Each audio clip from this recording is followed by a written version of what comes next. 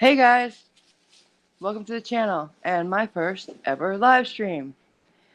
Uh, Things got rearranged and the family emergency hasn't cleared up, so tonight we have a very interesting conversation between Jared and a skeptic in the rabbit. First, go ahead for it, Trish. Hi everyone, I'm Trish, the infamous lawyer that shredded Anthony Riley's legal paper and spent a bit of time down the rabbit hole of flat earth and came out, thank goodness. Mm-hmm. And good evening, everyone. For those who are unaware, I promise tonight the eagle will not be angry. There's no reason for it to be. So, In them. And I am laying them. I am the bacon god who. Okay.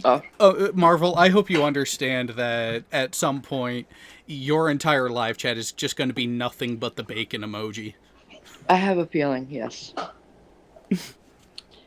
But that's fine. As long as it's filled with respect, I'm cool. Yeah. That is very much the premise that we have going here, that we want to foster, is that talking about contentious issues doesn't have to be an argument. You can be rational and reasonable in your interaction, even if the topic is something that can be seen as a sore or sensitive subject to actually want to discuss. And that's the biggest thing. We're not doing outright debates, not formal debates. Going forward, there will be the position of a moderator just to make sure things don't go too far down off the beaten path. But the biggest thing is come in with respect and you will leave with the same respect or more. And that goes for all sides of the conversation. Yes. But thank you.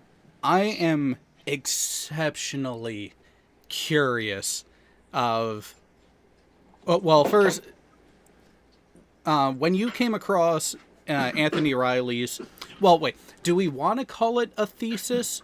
Or do we want to go with the term that it was either Sean Hufford or Geostraber had coined, of calling it the thesis?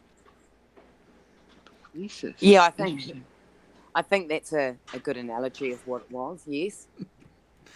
So how did you come across that wonderful, wonderful piece of work? I don't even want to call it a document, but oh boy, has it been a gift that keeps on giving. It is the gift that keeps on giving, definitely the gift. So essentially, I suppose I sort of started going down the flat earth rabbit hole and, looking at the usual suspects, Eric Dubay and those sorts of guys. And eventually I stumbled upon a video of Nathan Oakley where he was debating somebody and I just started going into the chat. So I just became a bit of a regular in the chats, and it just got known that I was a lawyer. I never really hid my identity. I didn't realise that was a thing, that was probably a good thing to be anonymous. So I just was a bit naive. And and then Sleeping Warrior just reached out to me one day and asked for my Skype. And I gave him my Skype and he contacted me and said, you're a lawyer and just wanted to know if you could have a look at my thesis and just give me an honest legal opinion about it. And that's really how it came about, that I looked at it for him. Wow. So, before diving into that, you were in the live chats of that side of the topic. How far down that rabbit hole do you think you actually ended up at before you came to the position that you're in now? I was pretty down the rabbit hole because I think I sort of stumbled across it, and at the same time I actually had a good friend who'd stumbled across it. And even though we sort of would like to think that we're quite intelligent people, they make some good arguments. And I think you then get into an echo chamber. So all of a sudden you're looking at videos that relate to flat Earth in some way, shape, or form, and then you're in the echo chamber of Nathan Oakley's channels with the debates, Oh boy. and and you don't. It sounds really crazy now, but you don't really bounce these ideas off anyone else who would say to you, hey, this is ridiculous. Like, you're just sort of bouncing your ideas off people who believe in it as well, and then you're in the echo chambers of the flat earth channel, so it's really hard to gain perspective when you're at that stage. At the time, were you aware of the history that the characters on that side had built up for themselves when it came to actually having the discussions? Or were you more recent and later in the game in that aspect? Yeah, I actually had no clue who they were, and so yeah, it was quite interesting actually. And then of course I found Nathan's channel and saw that they were all connected, and then it was just, you're on everyone's live, and you're just commenting, and of course then they just sort of get to know you. I think it's a bit weird. You got your hands on the document he was turning in as his master's to watch the propagation and see when it came public which version it was, which I can understand that thought process and a potential rationale for doing that. How did he reference the document prior to him actually sending it to you? Did he characterize it as, oh, this is... Where in the process of writing it did he say he was at when he gave it to you? He'd submitted it, and then I think it was a Sunday roast where Jim had Art on, the lawyer, who went through and gave his legal opinion on it, and I think that was really what frustrated Sleeping Warrior, and hence why he said, "Can you give me a legal opinion? Be honest about it, though," because I think he was trying to gain some sort of ammunition to fight against what was out there about it. So by the time I got the document, it had definitely been submitted, and I know that there was a lot of talk around him saying that he, it wasn't the real one, or he was trying to figure out who had which, and that was all lies. The thesis that everyone has seen with the 200 odd spelling and grammar mistakes was the document that he handed in, and I didn't for 1 minute believe that the grammar and spelling mistakes were at all on purpose, which is what he tried to claim later. So it had been discussed a little bit around the circles before I sort of jumped in. Oh, wow! Part of me And is so, part of me is surprised about that revelation, but then there's a part of me that does recall having that inkling that his refutation of that version of the document was a CYA, pardon my French, cover your ass type of response. And to hear from you that he had told you directly that, no, this is the version that I submitted, and it still had all those, just the grammatical and spelling errors, is... It's shocking that he wouldn't have thought to correct those before turning it in. Yeah, it wasn't just that either. Like, a few red flags for me, given that obviously, I've been through the higher education system. Just little things like the fact that it didn't have a title page, no contents page.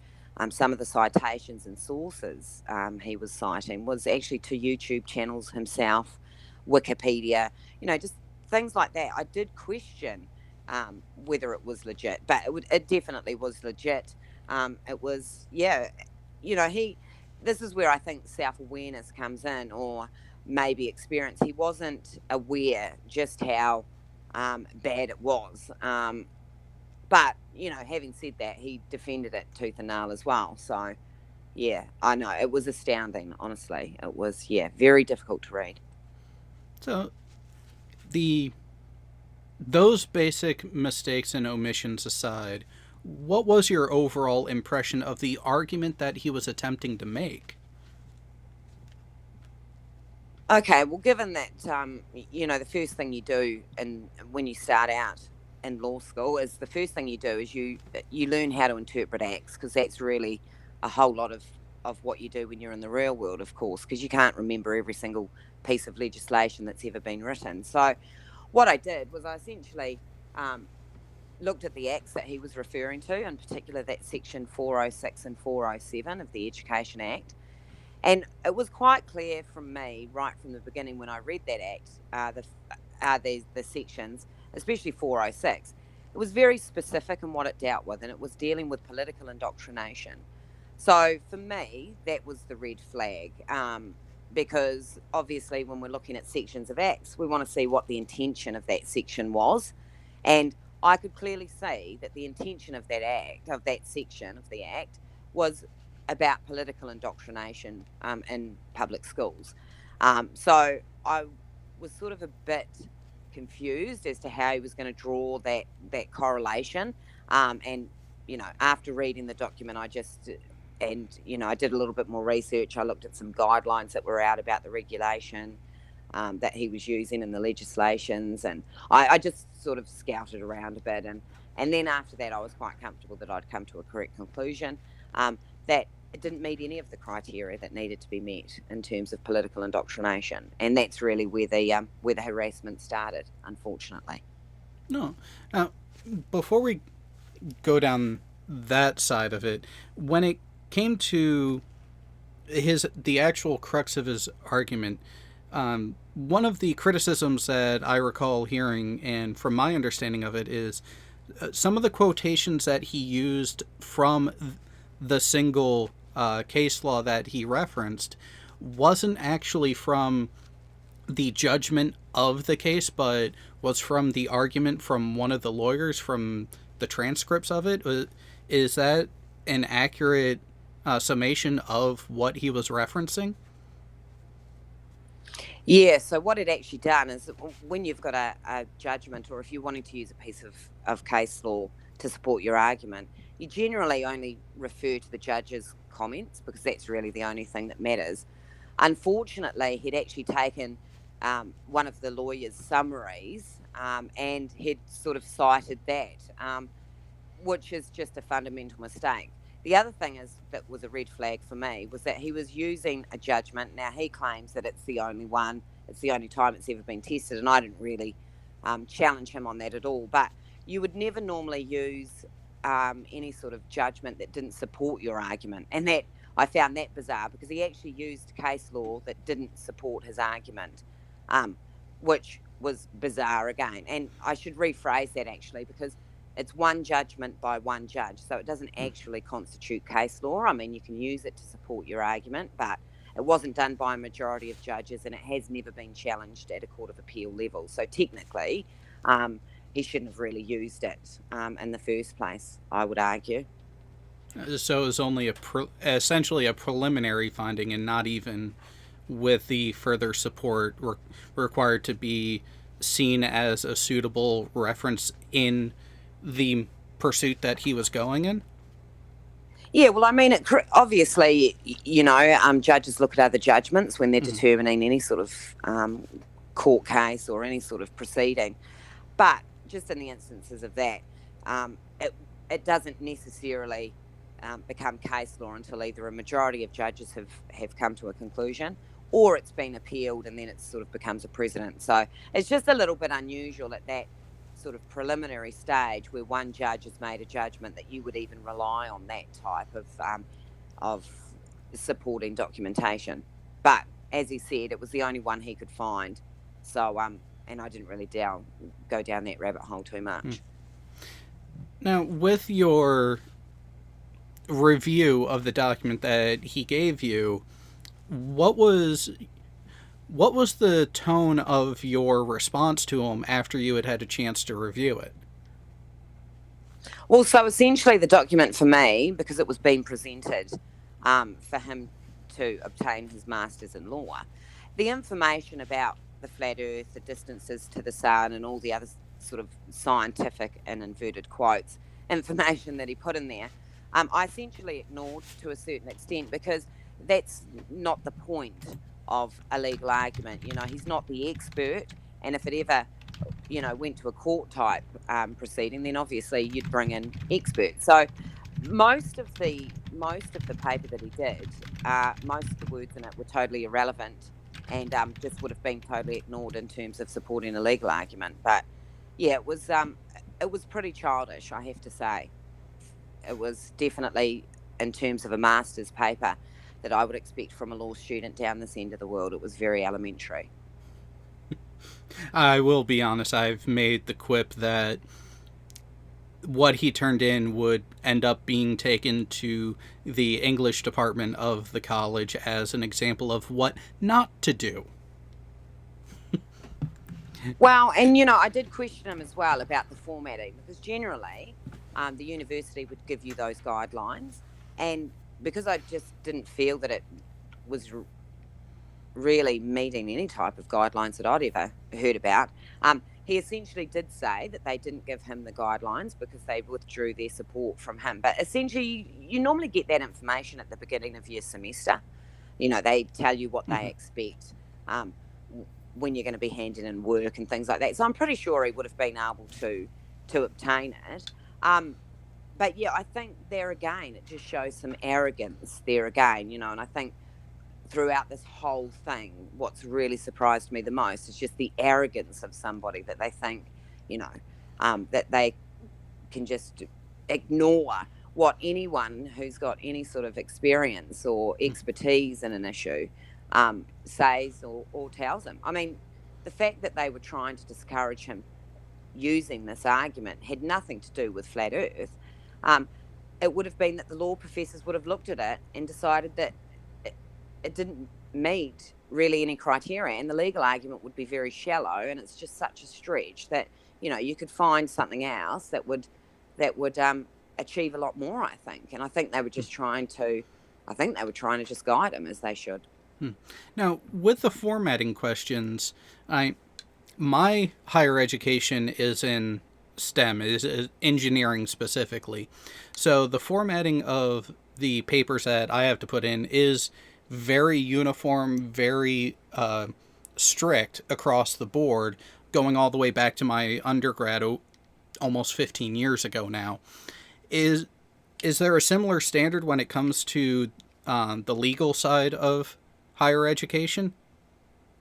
Yeah, absolutely. I mean, the fact that the document wasn't justified in its text was another giveaway, because you learn pretty early on that anything you submit should have the text should be justified. But yeah, I was quite taken aback again that it followed no format I've ever seen. And the legal profession, again, it's actually quite old-fashioned. Even today, it's very old-fashioned. And there would be certain documents that you need to hand in that you'd be marked on, where if your margins were the incorrect measurement, the paper wouldn't be submissible. So it's a pretty strict area of higher education, and still sort of they expect a very high standard, of course. And that's what I kind of had in mind. So that, again, one of the many things that I found just off the bat glaring in his submission. Now, what was his reaction to your review of what he had submitted?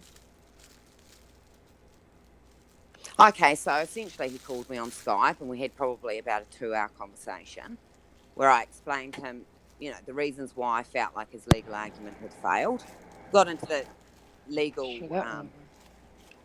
the area of, my legal expertise and how, in my legal opinion, that I didn't agree with the legal argument he was making. Now, once I gave him the news, of course, he wasn't very happy, and he sort of spent the better part of a couple of days just spamming me constantly, and saying that, I need to look at definitions of what political means, and I need to look at definitions of what partisan means, and I'm not understanding, and I'm just not getting it. And Of course. So that's sort of when the spamming started, and it literally went on for a couple of days. And then he asked me if I wanted to have a call with him and Nathan, which I found highly unusual. But, of course, I was quite happy to talk to him and Nathan. So, yeah, they called me. We had a Skype call. It literally took 5 minutes of me explaining to Nathan why his legal argument is flawed, for Nathan to 100% agree with my side of the argument. And then we spent the remainder of the call deflecting Anthony, who continued to try and tell us what political meant, partisan meant, just deflecting it all over. And then we spent the better part of the call. My suggestion to him was to just not talk about it anymore and just drop it, because obviously, he's giving people ammo, and if he wants it to die a natural death, just let it go, because his legal argument was flawed. And sad part about that is once it's out on the internet, it is a slow death if it even dies. Well, and I think the problem after that as well was that I basically said to him, look, it doesn't matter how many definitions of words you're going to send me, I'm not going to change my mind, because I felt I'd done enough research to be really confident in my opinion, and that's what people pay me money for. I'm very experienced, and so I don't change my mind because it doesn't agree with somebody else's opinion, especially if they've got absolutely no experience in the field. But I suppose where we're at there was the very next live that he went on. He's bringing it up, and talking about it. And that was really what annoyed me. And then the fact that he's still just continuing to harass me. That's really where I thought, and that's probably where I took them on head on, really, and just said, well, okay, then if you think this is so great and if you're just going to continue to spam me, well, then have a live debate with me. And I'll show everybody in about 5 minutes exactly where you went wrong. Now, did that live discussion actually end up taking place? No, because Anthony and Nathan both knew that my legal argument was the strongest that they've heard from anybody. They knew that I was right. It doesn't take a lawyer to work out that it's right. A layman could understand it, So, of course, Anthony didn't want to have a live debate with me. And the reason that he didn't want to have a live debate with me was that him and Nathan didn't want my argument being given to the ballers. And that was really his excuse. But, yeah, who knows? But no, he wouldn't live debate me. And subsequently, he spent his time then going around and totally discrediting me, which was just ludicrous in a way, to say that I wasn't a lawyer when he's already said I've presented the best legal argument makes him look even more stupid, I think. Now, what do you think is the likelihood of him throwing that accusation out there as a way to bait you into providing supporting evidence for your professional claim to then use against you? Oh, yeah, I think that was totally a part of it. And at one stage, I did say to him that if he wanted to see my practicing certificate and my driver's license, I'd be quite happy to provide that, but to a third party that I trusted that wouldn't disclose it to him. But then after a while, I thought, well, why do I have to prove myself anyway? We should be entitled to have somewhat of an internet life. And the other things that he'd done, I really and all of them really turned then, because they eat their own.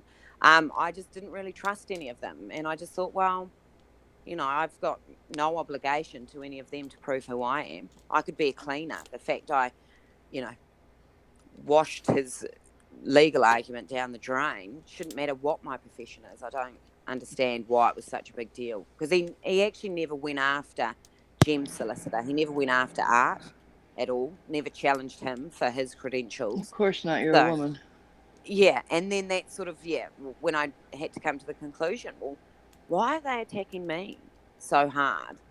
Because I'm not the only one that's criticised the paper either. This is true, but from my own personal experience, a lot of the people who have provided criticism of that paper that I'm aware of are people that have a history of dealing with Riley and his claims. And I think that's where he can kind of dismiss those as, oh, they just don't like me because of whatever original argument began the interactions. Such as one of the first things that I became aware of him through was he had made the claim of taking some observations from a particular location, but when the actual images were analyzed, it was shown that he was miles away from where he claimed to be, in a completely different town. And he still, to this day, does not admit fault that, even just to say, I was mistaken at of my location at the time. So, Yeah, exactly. And that's what I found with him as well. Once I'd given him my legal argument that he'd essentially begged for, I didn't reach out to him. He reached out to me. All of a sudden, I was dishonest. I was a liar, and I think that says more about him than what it does me. But, if you have a look at his track record, everything, basically, he is known to not be honest. And I think that's him calling me a liar and saying I'm dishonest was just a projection of what he really is all about, to be quite frank. They went further than sort of just discrediting me, turning on me. They actually went further. They actually tried to dig into who I was. They did dox a poor old lady from New Zealand who unfortunately, Oh no. Yeah, had the same last name as me. Now, Wow. I've never told anybody that my last name is Blyth. That's not my last name. Anthony knew that was not my real last name. So, and the other thing that really annoyed me as well was that part of their group actually, they were on my real life social media, which is still this name, of course. But at any time they could have jumped in and said, no, this poor old woman that you've just doxed from New Zealand is not Trish. And they didn't. And I just think it was very snaky. Like, they went to great lengths to try and find out who I was. Of course they did. That is so low. So you had other people in that side of the community when these accusations and attempted attacks started, ended up, even though they had this personal connection towards you through these other platforms, they still sided with the talking heads that are, as seen, leading the charge?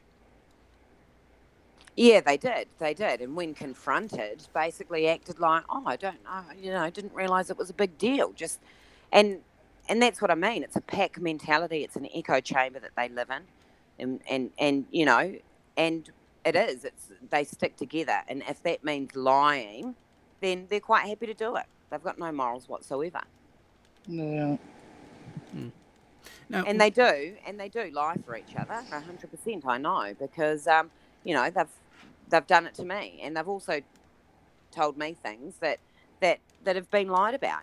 So they're not interested in any sort of truth. They're just interested in being right and making everyone else feel like they're wrong. I've noticed that, especially those with the name Truth or Truther in their name. But a lot of people like that are. My bad. Go on. Now, prior to this, how much of their rhetoric that you had heard actually resonated as potentially being truthful and legitimate in the presentation, and how has your view of that changed since seeing this other side of the coin with them? Well, I think I was really lucky, actually, in that I sort of had some quite good supporting people around me when this was going on. Like Jem had reached out to me. They and them had reached out to me. People were sort of reaching out to me and saying, don't worry about it. It's what they do. But yeah, it was just, I don't know. It's really hard to explain. Like, obviously I'm an intelligent woman, but at the same time, there's certain things that I have no clue about. Like I've always said, like, math is not my thing. Science is not my thing. So when you think that you're listening to these people on Nathan's panel and they make it sound great, you think there's some sort of authority. And I'm thinking, well, they know more about the science than me, Once you dig into their personalities, however, and that's really where I started coming out of the rabbit hole, is once you dig into their personalities, you realise that you've got an ex-dietitian in QE who is just a nasty man. You've got Nathan, who's a failed sort of actor. You've got Threesome Warrior, who drives minivans for a living. You've got Ranty the painter. And you've got Arwen the little elf that sort of sits for an hour a day drinking tea and eating food in front of live audiences. So when you sort of look behind this, very good act that they've all got going on, you can quickly work out that these guys are not an authority in anything, flat earth or otherwise. So that's really when it started to unravel, because then, of course, I started to talk to people who knew a lot more about this, like rocket scientists, literally, people who had put satellites up in the air, people who knew a lot about the moon landings and astronauts and those sorts of things. Because, of course, in the flat earth community, you dismiss everything. There's no NASA, there's no space, there's no, you've got to be in a mindset where you're quite happy to just deny half of the world exists. So once you open that door back up and realise, oh no, there's people a lot smarter than me and they've physically actually done these things, it quickly unravels and you realise just how flawed their arguments are and that they shouldn't be speaking with any authority about any of the subjects that they do. So, Trish, if you don't mind me asking then, when you were down the rabbit hole as a globe skeptic, what effect do you think it has where you do have people coming in and speaking down to people and trying to call them idiots and retards and not treating them with respect, but treating them as if they're just idiots and they should wise up? Do you think that helps anybody come out of the rabbit hole? Well, it definitely was red flags for me, because I think the only time that you've ever got to reduce yourself to that type of thing is when your arguments are not going to stack up. Because if they were so confident, I just don't think that they would need this big shutting down of people. And that's what they do. They essentially box anybody in who goes on their panel. They box them into a couple of ridiculous statements or the scientific method that QE decides from his life as a dietitian is the only scientific method, and it's the only thing that can prove everything. And then when they realise that they've got someone who could probably have a mature discussion, has a lot of experience in relation to certain things, I think that's when that all comes out. It's a show. And QE's called me out on live shows. He's called me a paralegal retard. He's basically alluded to the fact that, if I wasn't a woman, that there would be a bounty on my head.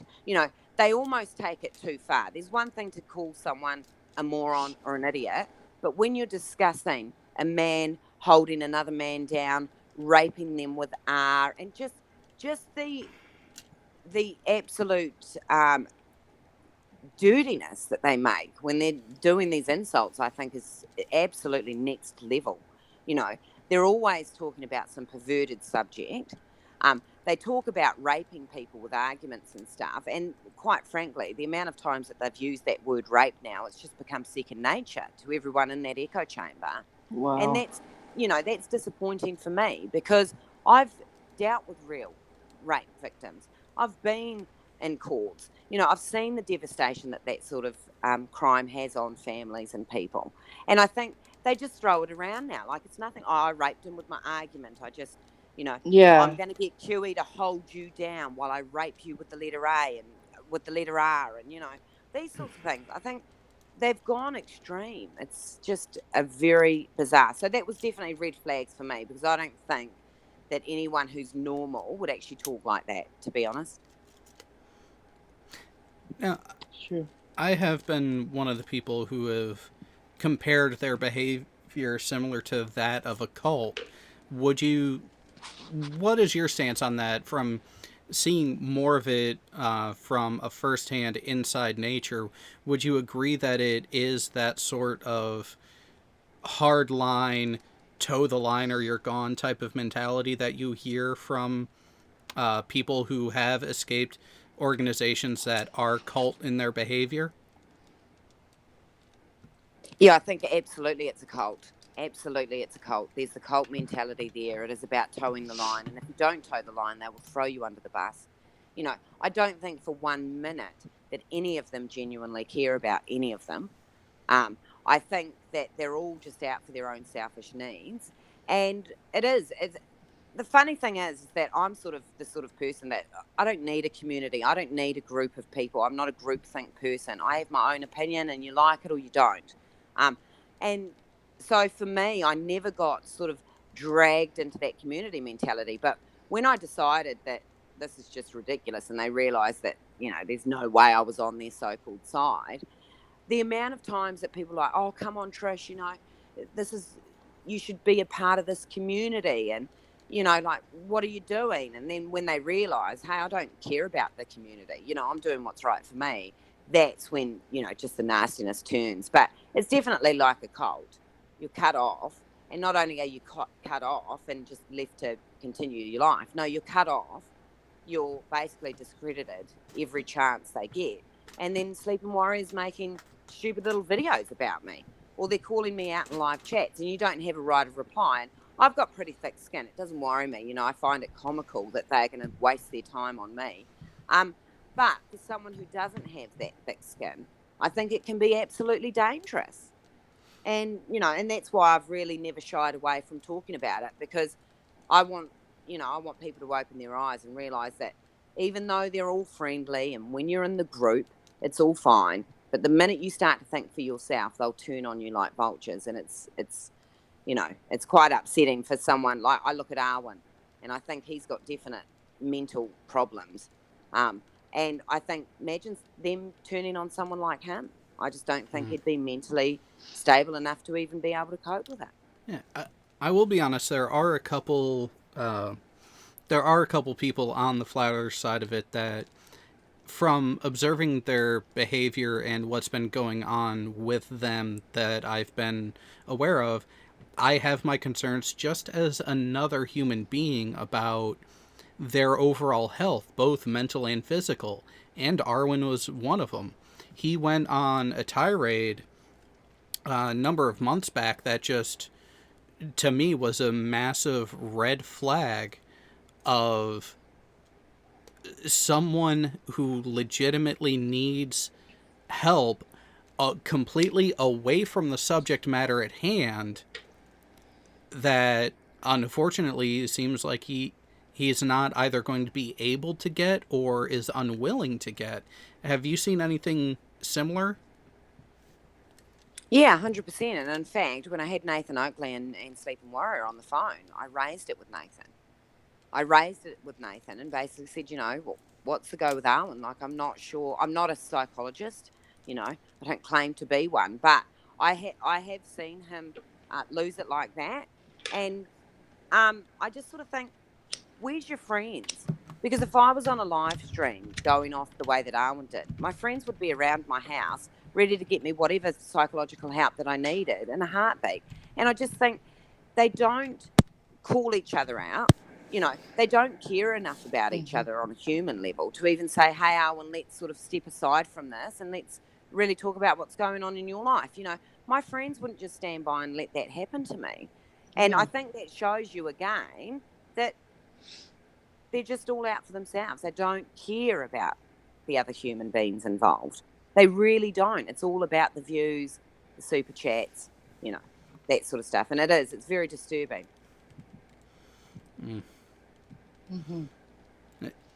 It's a shame. Now, how long were you involved as a viewer and before getting dragged into the analysis of the paper and everything? So how long have you been a part of the community, either side, concerning this topic? Okay, and don't get me wrong as well, guys. I think that there's probably an element of something wrong with like people like me too, that we're in the chats. Like, why are we even in the chats? Why are we even giving these people time? So I mean, that's something that I want to sort of put out there as well. That's always crossed my mind. But I sort of thought maybe 6 months, but I did have a discussion with someone about it, and it was probably a bit longer than that. It was probably close to a year that I was around. At first I probably wasn't really talking in the chats or commenting or anything like that. But yeah, well, I would say it would probably be close to a year that I was going down the rabbit hole of Flat Earth. And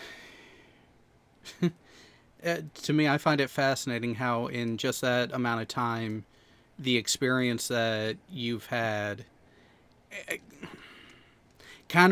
really does make me wonder how many others would have a similar story out there if they didn't um, respond in a different way. I do give you credit for having the fortitude to be like, no, you asked me to do this. You asked me to review this. This is my professional analysis. You don't like it. Sorry, but them's the breaks. Yeah, exactly. But I think as well, me being a female, I think has a lot to do with the attacks that I got as well. And I hate to say that because I hate to think that in 2019 we've still got this going on. And I'm not saying it from a feminist side of things, because I'm not a feminist. I'm not I don't class myself as that. But I just feel like there's certain men, like their type of men, that gamma male who's socially awkward, I feel, who's probably, I don't know, they discredited my looks. They try to say that I wasn't who I was in my profile picture. And I think, quite frankly, that they were really intimidated by the fact that I am a beautiful woman and I am intelligent. And when push came to shove, I'm not going to sell my integrity to appease someone who drives a minivan for a living. You know what I mean? Like, it's just, I wouldn't be the lawyer that I am today if I wasn't, um, really convinced of my ability and my legal arguments. So, it's just, I find it quite mind-blowing how hard they went to discredit me, like the Discord, their Discord survey, it was just rife with all these, rumours and everything else going around, and it's just, I just don't know whether a normal person could actually even handle that type of ridicule, to be honest. And I'm just really lucky that I've actually got a lot of people on this side of the fence who were really looking out for me, and so I'm really, really thankful for that. But I don't think you would know the people that come in and out, because I think they would just disappear and you just never hear from them again. But I would imagine there's a few. I would. So, Sorry, I'll just have a little input here. I think that's something that we also need to start reflecting in ourselves as well. When we are coming onto these platforms, when we are speaking to people, yes, there are people who are throwing insults both ways, but we should hold each other, regardless of sides or views, to the same standards, and learn to treat each other with a bit of respect so that we can have an open conversation, so that people aren't shy to ask the questions instead of ending up in these echo chambers. Yeah, I totally agree. And I think as well, I'm a pretty calm, chilled out sort of a person. And I think if you've had the pleasure of going over to Trolls versus Trolls, I think you'll see that there was a night where that Arwen and Sleeping Warrior and someone else called me, and it was sort of, it was like 1:30 a.m. my time, or some ridiculous time, and it was just after weeks of being hounded, and I never should have done it, but I jumped on the call because here they are again discussing I'm not who I say I am, and that annoys me because I don't lie. And so I did jump on the call, and I contain my emotions quite well. That's what I have to do in my professional life. So I don't think I'm a real emotional person, to be quite honest with you. But if you listen to that call and just the way that I was triggered, and I'm not proud of it, but that was really breaking point for me. That was, wow, this is not good. And obviously it's in the internet now forever and ever and ever, and that's okay. And I can have a bit of a laugh about it now, but I'm saying I'm a pretty strong emotionally, I'm a pretty strong person. I've had to be, and they sort of, got me to that point. So I just don't think the average person has really got a chance if it was ever sort of to happen to them.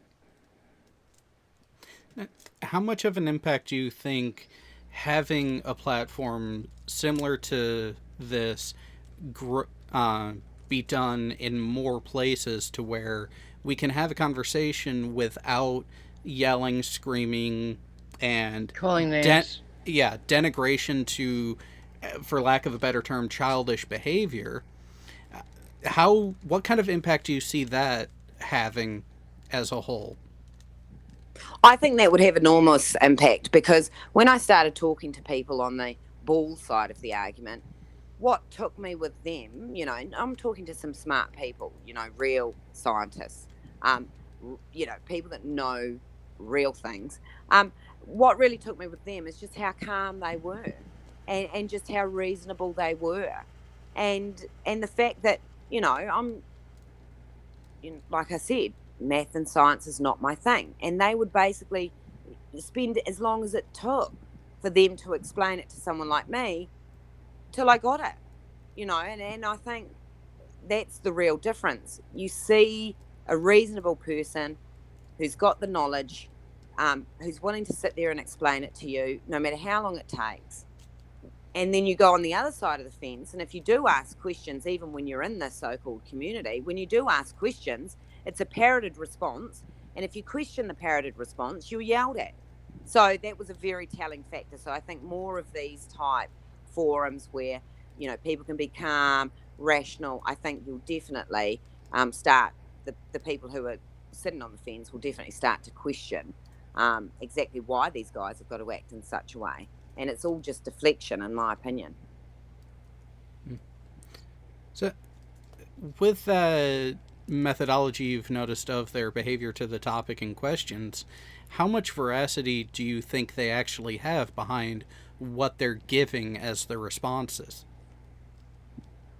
I literally don't think there's anything behind any of what they say. I think they've got a couple of really good catchphrases that seem to work for them. Like I said, I think they pin them into a bit of a corner when anyone goes on the panel, and you essentially get shut down. Unless you're willing to answer a question using their ridiculous set of rules, there's not an open discussion there at all, unfortunately, because I think it is something that should be discussed. I obviously, people do believe that the world is flat for whatever reason. So, yeah, and I think it's just a dangerous way of thinking. Oh, Trish, one of the things I caught that you said there was that you are a person of faith. Do you think that some people who are making arguments for the flat Earth are using faith as a way to draw people in? Because obviously, if you've come to accept that we live on a globe, you're still accepting the science, but you still have your faith. So it's not stopping you from accepting science as our best understanding of the universe as we currently know it. Well, and I think that as well. Yeah, I am. I think that as well. I think that, again, is just another ploy to grab in people, like, appeal to the masses type mentality. We're going to appeal to people who love God, and we're going to say, hey, the Bible says that the world is flat, because they've got some warped interpretation of Scripture. And then they're going to appeal to that mentality, and what they're going to say is essentially, if you don't believe the world is flat, then you can't be a God-loving Christian. And I've been attacked as well for being a Christian. Oh, how can she be a Christian when she acts like that? It does come into it. But what annoys me with this whole attaching God into this argument is that they diminish what God is. And if you believe that God is almighty and can do whatever he wants to do, I just don't believe that he would create a flat plane with a dome over it and say, there you go, everyone. I think a spinning, rotating world that has magical things that happen in it that we can't even explain at all, I think is a far better way of explaining God than what they do. And I think what they're doing is they're really diminishing God, in my opinion. Mm-hmm. But again, I think they're just appealing to the masses, and it's an easy target, isn't it? Christians and kids. That's sort of what they're going after. I agree. I don't know if I've told you, but I'm a theist as well. I was raised Catholic, and I do believe in God, but I also understand science, and I was never raised to believe the Earth is anything but a globe. Yeah, exactly. And it is infiltrating churches now as well, Yeah. Yeah. which is quite sad because, yeah, I think, but this is another thing as well. They'll quote a couple of scriptures that to them proves that the earth is flat. Yeah. Um, there's no citation. You don't know where they've got these scriptures from. And then all of a sudden you hear these flat earth people parroting these scriptures, and so it's not, people haven't actually gone and opened a Holy Bible or gone back to the original translations and had a look or researched it themselves. They've been given a couple of scriptures and it wins a debate. I think it's quite clear with QE offering people, you can pay him to get so many answers of things to win a debate. I think it's quite clear what their motivation is. It's about winning debates, not about actually looking at it for yourself. No, of course not. Yeah. I can't tell you how many people have told me, because I believe in God, I should believe the earth is flat, or the Bible is a flat earth. No, it's not. Stop, people. Well, yeah, and I mean, I got that a lot as well, because I never bought into that side of the argument. I didn't buy. See, the funny thing was that I never said gravity didn't exist, because clearly there's a force there. Whatever you want to call it, you can call it whatever, but it's demonstrated, it's used. So I was never that naive to go off on that tangent. And the other thing was that I never for 1 minute believed that, those Bible scriptures that they refer to means that we're on a flat plane. Just Right. not once. But unless you dig, you're just parroting, and you just, you're in the echo chamber. You think you're right.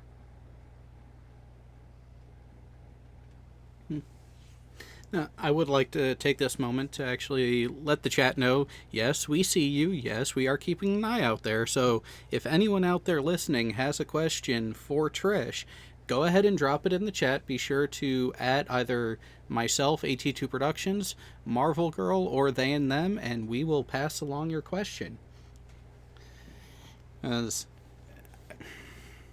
and to say, I really am torn about everything that you've been able to share with us, and I do immensely thank you for not just having the courage to do what you have done, but to continue to actually bring light to the behavior so it doesn't get ignored, it doesn't fall by the wayside. And I think that's the biggest thing that someone can do in that position is there are people out there listening, there are people out there paying attention. You don't have to be quiet just because of who you're around. If there's something wrong going on, there's nothing to stop you from pointing it out and being like, hey, that's not right. That you shouldn't be doing that. You shouldn't be saying that. And the feedback should be accepted from any source, and especially people you are supposed to be in agreement on. I believe you should be able to count on them to be an appropriate check and balance for your own behavior. Yeah, I agree. I think we all have a responsibility to look after our tribe of people, right? And, that's their tribe, and I think that's great. But I think when they see some clear cracks and they see people struggling or, and I'm not saying I'm perfect. I'm a troll in the chat. So, I mean, I can rack people up. But I just think, real life stuff, and that was one of the other things as well. The whole reason that I got onto Arwen's channel and the first time that I went live was because someone was in one of the chats calling out Jose, and Jose was going through a bad time in his life. His marriage had broken up. He'd moved into his sister's house, and I saw this person make a very cutting personal comment to Jose, like, hey, glad your wife left you or something. And I actually called that person out in the chat because I'm down for a bit of trolling. That's fine. We can all have a bit of a laugh with it. But that, to me, was just, you've crossed the line. And essentially, I did go on Arwen's live show with this person who'd made that comment, and I called them out about it because I think the behaviour was disgusting. And quite frankly, I don't think they really got that. I don't think that they understood that it was disgusting. So I think we've all got a responsibility when it gets to that point to really, help people with it. It's just very sad. It's just a very sad set of affairs, really. When it gets to that point where someone's clearly emotionally not dealing with things, they're unstable. And, and since all of this happening with me, I found out that there's been other women who have actually left the community as well, who have been bullied to a point where they just can't do it anymore. And I think that's really sad. All right, and we do have the first couple questions coming in for you, Trish, from the audience. The first one here from Digital Demonic Davros. Do you think there is an order to the flat Earth, or is it all over the place? And from my understanding, I believe he's asking about a potential hierarchy of that community, or is it more individual pockets? No, I think there's a hierarchy, and they all sing from the same song sheet. They've got a mantra and they stick to that mantra. And I do have to say that in terms of their arguments, because they are organised in what they say and they're very uniformed in what they say, I think that makes it more convincing. And unfortunately, yeah, they do have a figurehead. And I think if you go against the status quo, and if you decide to be that individual that you want to be, I mean, you see it with Arwen. Arwen quite often will come out with some outrageous claim, but it doesn't go with the mantra. He's soon shut down. He's put back in his box. So, yeah, I definitely do think that that there's a hierarchy in their ranks, and I think you either toe the line or you're out. And the next one from Pine Snake. Can you ask if there is a legal definition of what constitutes a cult? And I believe that is in reference to our analysis of the behavior that we have witnessed on that side of things. So, from your legal expertise, is there a definition of a cult in by the legal code that you operate under? And if so, what is it? I can't say, it's not my area of law, but no, I can't say I've ever really looked into anything like that, because I think you've got a lot of freedoms in terms of what your religious beliefs are. And there's a lot of freedoms in terms of what you can and you can't talk about. So, no, I've never really looked into it, sorry. See, and that should be another clue to both sides of the argument. If you don't know the answer because of lack of experience or anything, it is okay to admit that. It is okay to admit and make clear any limitations or what could be seen as I'm trying to think of a good way to put this nicely, a minimal to non-existent understanding of specifics when it comes to a topic. And admitting that in the way you did, I love those types of answers, because it's the I don't know because of my experience, so I'm not going to just try to give you an answer and to fill the space kind of thing. Have you? Yeah, it's not necessarily anything I've ever really looked into or spent any time on, so I would hate to give sort of an opinion about it. But I think it's we've got to be aware as well that we're from all different parts of the world as well. So what goes on in America, because just of the fact that you've got a constitution, is very different to what happens down this end of the world as well. So I wouldn't want to sort of put anyone on the wrong path.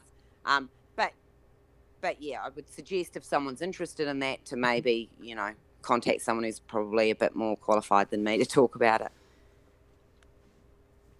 So, Trish, when you are watching the panels and stuff, do you find it frustrating that people are willing to come on and make statements and stuff, but not provide any information to go with their photography and items like that? Oh, honestly, that is just something that really, really triggers me. We've got all the, because if you actually get it down to the nitty gritty and you talk to a flat earther about what's their number one proof that the earth is flat, a lot of them, it's about these observations that have been made and these photos that are out there. And so what annoys me is that we spend these hours and hours looking at these blurry images. Half the time you don't even know what you're looking at. You just got to take someone's word for it. But they never provide measurements. There's no elevations, there's no distances, so you can't say one way or another. And it was interesting. I was in Discord a couple of days ago, and it was actually Lewis was speaking to someone who supposedly could see too far and had this photograph, but they did in fact have the elevations and the distances. And Lewis, in about 5 minutes, worked out, yeah, well, that's fine. You should be able to see that. There's nothing wrong with it. So I think if they brought this data, I think you'd quickly debunk it. But the problem is they don't, and then we just entertain these conversations about these blurry photos of things and make up words like ether bands and stuff.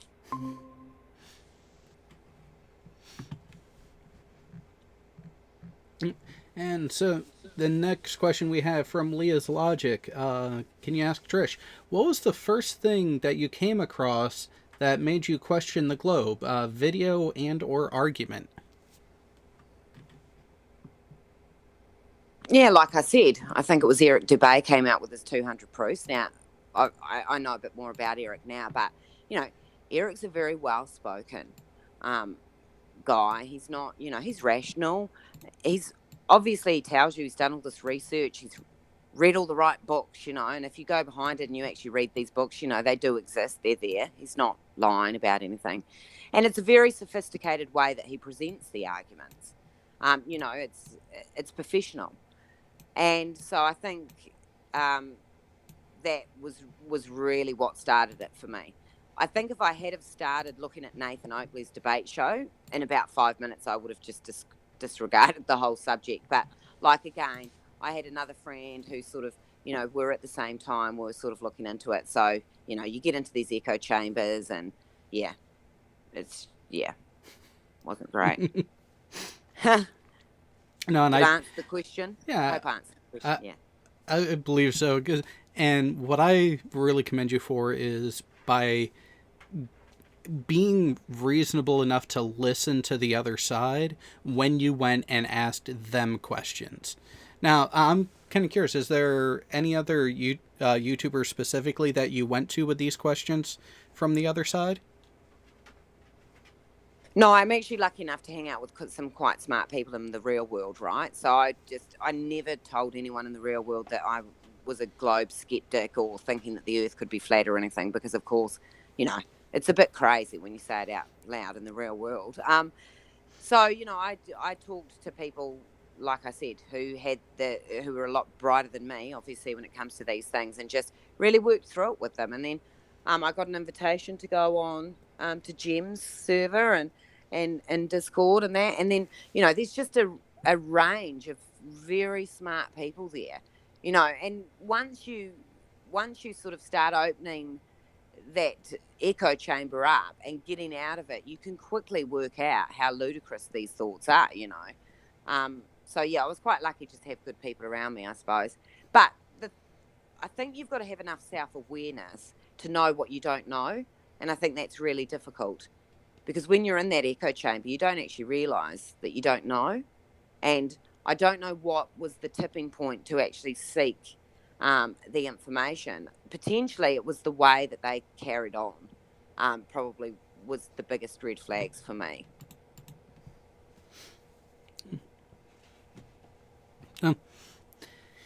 As of right now, we don't have any other questions coming from the audience. And we did have a minor technical issue on Marvel's side. Glad to see you're back. And I wonder if she's having an audio issue at the moment. Sometimes you have to love technology when you relocate. Can you hear me now? Ah, yes, we can. Oh, thank God. Oh, what a day. Oh, we know. So is there anything on your mind right now, Marvel, that you would like to bring up that we haven't already addressed? Wow, no, I am so grateful to you, Trish. I love listening to you. You brought a lot of insight in here. I mean, it seems like you're having problems on your side, the same as we do. You know, the problem is we don't see each other as just people ever, or we haven't been. I'd like to stop and change that. Yeah, I think it's easy to. I think it's really easy to be quite Tribal. aggressive behind a keyboard, and but I think that's something to be mindful of as well. Like QE, if he saw me in the street, would he run up to me and scream and yell at me that I'm a paralegal retard? And would they actually continue? Would they behave like that in front of someone in the real world? I honestly don't think that they would. I And think they would. I think they're cowards. I really do. The loudest ones are the biggest cowards to me, because do you think Nathan would do? He wouldn't even. Riley wouldn't even debate you. They're afraid of you, and you're. It's just no. They're cowards. They're yeah, only and powerful. We're in their little tiny spot. yeah, no, they definitely will. And I've had this conversation with people as well, and basically said if they saw me in person, they would be, gentlemen, I would imagine. They would be totally intimidated by me for a start. And that's exactly the whole reason why Anthony Riley didn't want to have a live debate, because he'd spoken to me on numerous occasions on the phone, and so had Nathan. And they knew that it wouldn't go well for them. No. So if you're going to write a paper and submit it to the university, and you're going around saying that it's just the best thing ever and you're going to change the world with it, okay, but yet you can't back up your claims. You don't want to have a live debate about it. And I think you're right. I think they do what they do behind the comfort of a computer, and they just expect never to see anybody. I did confront Sleeping Warrior about sharing information that wasn't me, that was another woman in New Zealand. I've confronted them as well. QE basically, he just goes off screaming and rambling like a 5-year-old man. Yeah, there's definitely something wrong with those people. Exactly. But then when Sleeping Warrior was confronted, lied. He's confronted with doxing this poor lady from New Zealand, and the first thing he does is lie. So when the evidence is presented to him, he then throws someone else under the bus, quite happy to throw someone else under the bus. And that person basically comes in and says, hey, no, it wasn't me. And Sleeping Warrior wouldn't even apologise to that person. I had to ask him, are you going to apologise to this person? Like, you've actually just accused this person of doxing someone. It wasn't them. And just no apology given. And I don't think if I had been standing in front of them, or anyone that was involved in that had been standing in front of them, they would have acted like that. I just can't imagine that they would. They have no integrity. None. No, and it's quite strange as well, because QE's been doxed. We all know who he is. He's an ex-dietitian, and he had the cheek in that same server to basically say, well, what does it matter what people do? They're allowed their personal lives. Someone's gone on my Facebook and put up photos of my daughter or granddaughter or whatever, and I thought, well, there's a double standard right there. You're allowed to have your animosity, yet here I am being called out to have to prove who I am. It's Right. one rule for them and one rule for everybody else. Exactly. All right. And the next question from the chat, from Sean Smith. This is actually a question for the entire panel. Was there a specific point when you found this arena to be almost too much? Wow, that's a good question. That's a really good question. Jared, why don't you try that one first?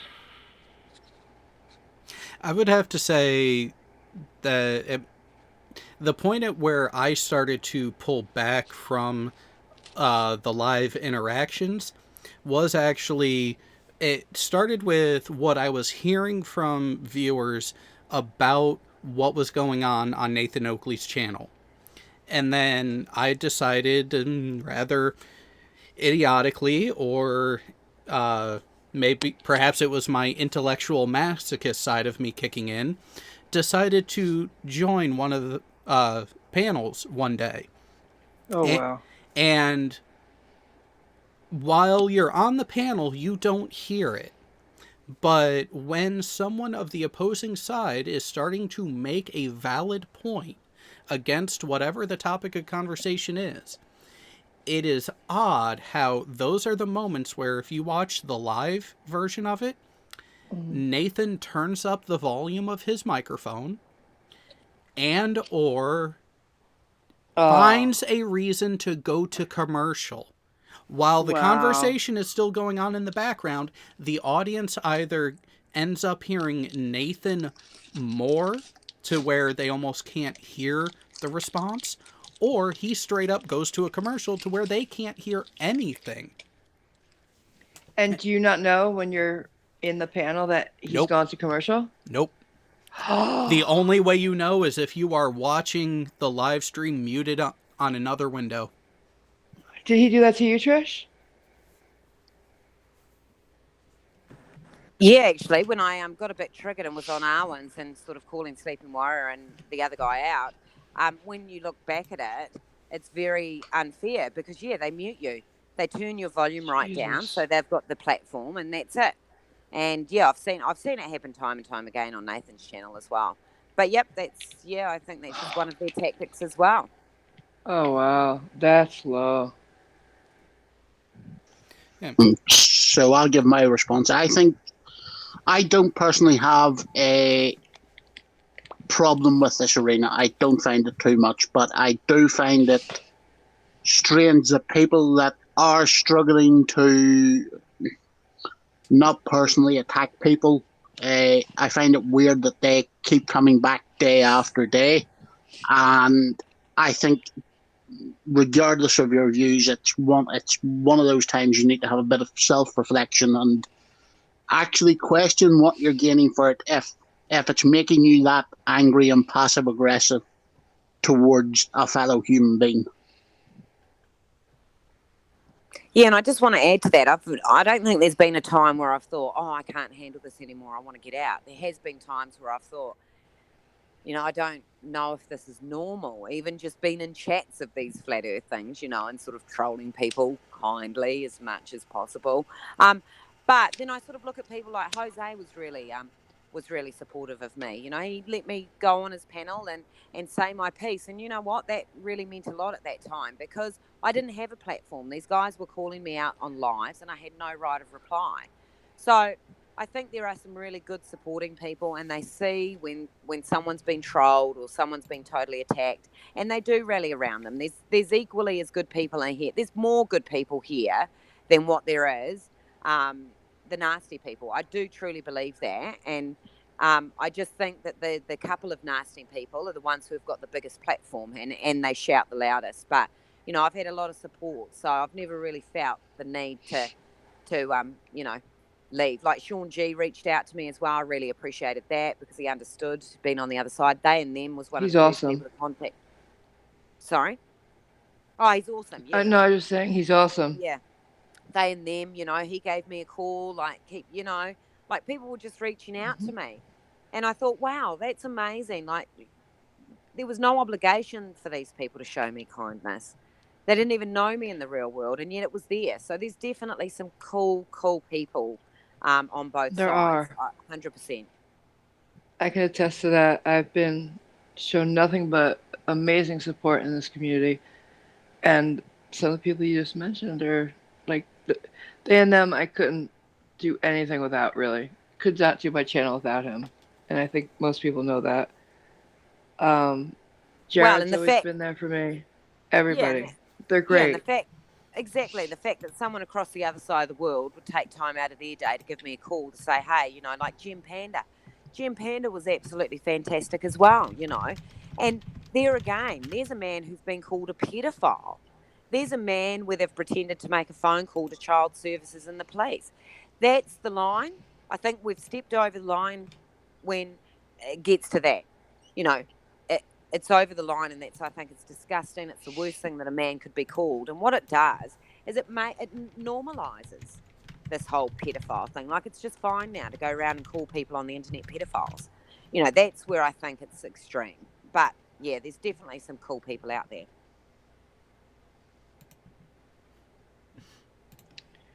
There's I just want to give a shout, as I've been given a shout out by others. I want to give a shout out to a new show just starting called Going Critical. They're doing their first show tomorrow, and I think everybody should check it out. It's going to be I think Robert Legere, Jim Bojo, I believe, is involved. Check them out, guys. Thank you. And Radical is going to have things all week. These are people who've been helping me, and I wanna give back. Sorry. It's a loving community, right? It's a loving thing. We try to be. There are times we can be harsh, but it's for the vast majority of time we are harsh for a reason. Sometimes tough love is a needed thing given certain circumstances. They and them. That was actually a rather interesting question that you linked. Do we want to go ahead and see what these ladies have to say about that one? What? What now? Oh, let me... the question is, who's behind the Flat Earth conspiracy? Ooh. So did you get that answer, Trish, when you were inside the inner circle listening to people? Is there a big boss, Trish? Is there a Dr. Evil type? Well, I don't think they point it to one person. It's always pointed towards the government and the elite. They're hiding everything from us. Why are they hiding it? And that was one of my big questions. Why the lie? One is they'll always go to the God. They'll appeal to God. Oh, they're hiding God. Okay, that's one. And the second one is essentially, they're hiding all these resources. Like the Earth is actually a lot bigger than what it is, and they just want you to feel insignificant on this ball, and that the resources are scarce when the resources are not scarce because we live on this, this flat plane. So they never really pinpoint it's Mr. X. But what they do is they just tar a whole lot of government organisations with a brush of, you can't trust the government, and they appeal to people. I mean, I've always been a little bit into conspiracies. I understand the world enough to know that, we're probably left out of the loop of some things. We have to be, But here's my thing. We've known about the globe and the Earth being a globe long before there were governments. Really. Exactly, but then you use that argument and they'll go back to the Roman Empire and then they go back to the Catholic Church. It's all what about the Roman Empire? It was not the type of government that we have now, is what I'm saying. And I've heard these arguments put to me, and they'll go to anything just to keep their conspiracy theory running. They're like sovereign citizens in that respect. Yeah, they do, and then it goes all the way back to sort of, the Jesuits and stuff like that, the conspiracy was always there, and this has been thousands of years in the making conspiracy to hide the greatest secret ever not told. Come on. Yeah. So Trish, I suppose that leads on to the other thing that we want to achieve in this platform. We don't want to speak just about flat Earth and stuff. What other conspiracy theories or concerns did you hear that were raised with people?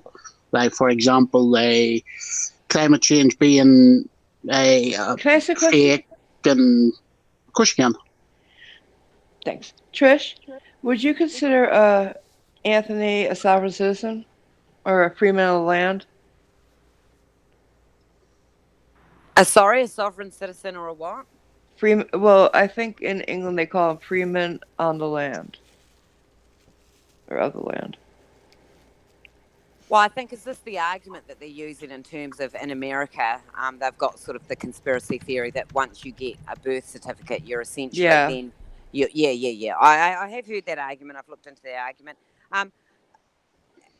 Well, at the end of the day, we, for the purposes of strictly for the law, there's a definition as to what a legal person is. And so you go too far with it. I think where they get it wrong is that they then pretend that you're owned by the government, you're not a person, and there's the straw man exists that is your piece of paper identity, which is frankly not true, because in law as well, you've got natural people. You can be a natural person in law. So Right. I can't really comment on the American side of things, but I think that's where that all stems from. But I'm saying, do you think Anthony Riley subscribes to any of that? Because I think I've seen it with him.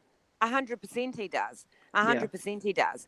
You know, the moon landings conspiracy, 9/11 conspiracy. You know, you don't just wake up one day and go, oh, I think I might become a flat earther today. No, you start off with these, you know, putting doubt in your mind of things. Like a lot of people come into the whole flat earth thing after they feel that they've had the realization that the moon landings were all faked. Mm-hmm. And then, of course, you've got all these other straw man arguments that go around in terms of your personal identity. So they build this thing up that your government's just this corrupt person, you're a slave, and they own you. And I think that's what opens the door to this whole flat earth thing.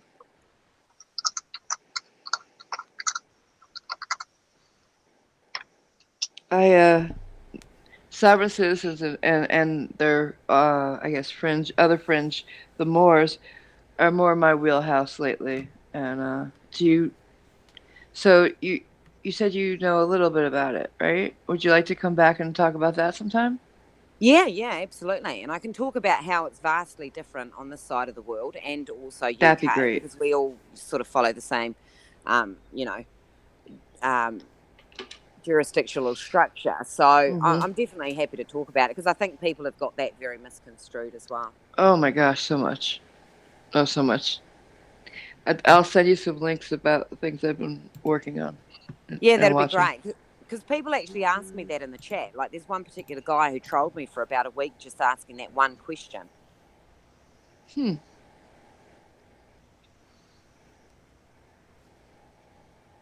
Any other questions there, Jared? Well, we actually have a fitting one to end the show on if you wanted to get to that part of things now. Sure. All right, so question again to the panel. Pineapple on pizza, is it an abomination or a damn disgrace? Who said that? Who asked that? I want to know. That would be Treadhead. Treadhead. Oh my god, I thought you were a friend. Shout out to Treadhead. I think pineapple on a pizza is acceptable. Oh, Trish, you're breaking my heart, Trish. Trish, you're breaking my heart. I think it's fine. I'm sorry, but putting pineapple on a pizza just makes less room for the bacon. Well, see, that's why you always go extra bacon. You gotta go the extra bacon, and I'm sorry, that combination of sweet and savory of bacon and pineapple that has been baked together. Sometimes you just gotta give in to. Sometimes you gotta give in to the things that you think are wrong because people only tell you it's wrong because they don't want to share. No. No. I agree. No. No pineapple pizza. I won't be asked back now because of my pineapple views. I'm sorry, I can't hear. What? What was that? I said I won't be asked back now because of my pineapple views. No. No, we're here to regardless of views, we're here to treat everybody equal. Well, I don't know about that. Yeah, that's right. I don't know about that one. The pineapple on the pizza thing could be a deal breaker, guys. I'm sorry. Oh, well, it's always great that we can end it on a laugh. So, Trish, as the honored guest of the show, do you have any final thoughts? No, I think I'm up for good trolling. I like good trolling. I like good banter in the chats, and I think we all bring that. And I think we've just got to also be mindful, and I'm going to say I'm probably fully guilty of it as well. We've just got to be mindful that we are all people. And at the end of the day, you know, we're human and people do have real feelings behind the computer screen. I think we've just got to be aware of that. And if you see someone struggling, you know, if you can offer just a nice word or a bit of support, you know, it will make all the difference, even though you don't know it. So, yeah, I think we just got to all keep that at the forefront of our minds. Absolutely. I totally agree. And they and them, any parting thoughts? I would like to thank Trish for coming on and wish our co-host a speedy recovery, and we will be reorganizing your moderated talk with FE Jedi, so we will, Jared. And also, just for the audience, if you have any topic at all that you want to come on and discuss in a friendly, open manner, please feel free to use the links in the description to join Marvel Girls Discord and reach out to us then in direct messages. And we are happy to talk about that possibility for the future. Right. Now, for the parting thoughts that I have, really just I want to reiterate to people is we do not have to stoop down to anyone else's level. Have your own standard, hold yourself to that standard as consistently as possible, and have people around you who are willing to be that sounding board, to be that check and balance when you may be flirting with the edges of civility when topics are discussed and when things are going on in that manner. We do not have to behave a certain way just because the other person is acting in that manner. The way, the big thing that I've been trying to remind a lot of other people is the only person who has agency is yourself. As soon as you start excusing your poor behavior and actions by trying to blame another person, you are giving up your ability to be your own person. You are giving up a part of yourself to that other party, whether you know them, care about them, or not. First and foremost, you are your own person. You need to behave in the manner that you see fit for yourself and the standard you have set for yourself. The biggest critic should be your own self-view, but be realistic about that view. And with that, Marvel, this has been, I think, a wonderful introduction to live streaming on your channel. And with that, you do have the floor for the rest of the show. Oh boy, that's big. I want to thank everybody for coming because it means a lot to me that you showed up. Really. Thank you, Jared. You've always been there to help me, and Trish, thanks. I've learned a lot from you about your side. Thanks, A&M. Wow, and thanks everybody in the chat for coming and everybody viewing. Wow, thank you guys. That's all I can say. Thanks for coming. And with that, we will see everyone on the next one. Good night.